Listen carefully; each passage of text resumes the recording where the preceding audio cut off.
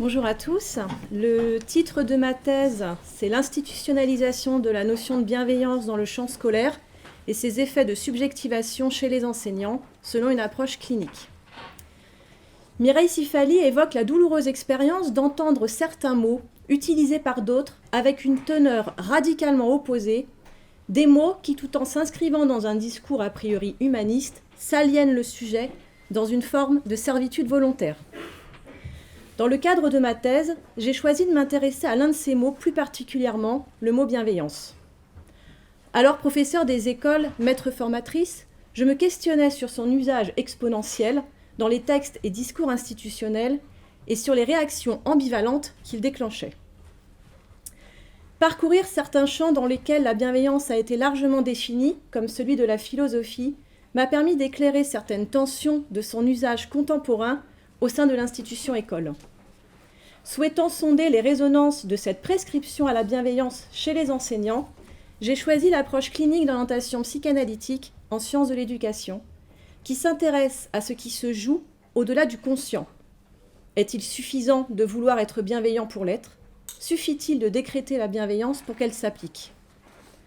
L'entretien clinique de recherche, entretien non directif, introduit par une consigne ouverte, m'a permis d'entendre l'écho singulier et subjectif que rencontrait le mot bienveillance chez les enseignants, en lien avec leur expérience et leur pratique professionnelle.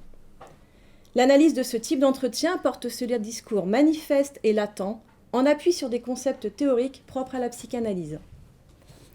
Leur analyse montre combien la volonté indéniable de faire preuve de bienveillance se heurte à des obstacles réels et symboliques qui génèrent de véritables conflits psychiques.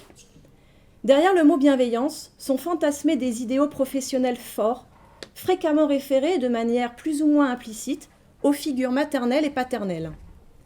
Ces idéaux, dans la confrontation avec la réalité parfois ardue de la classe, entraînent des postures, parfois en contradiction avec l'intention initiale. De la relation duel avec certains élèves, qui peut devenir emprise, à, chez d'autres, une distance tout aussi immodérée pour se préserver des affects. Les enseignants évoquent également l'insuffisance de l'accompagnement institutionnel pour travailler à la difficulté d'instaurer et maintenir une relation bienveillante dans la classe. À être déniée, cette difficulté peut devenir souffrance et amener les enseignants à osciller entre culpabilité et agression retournée contre eux-mêmes ou projetée sur l'élève.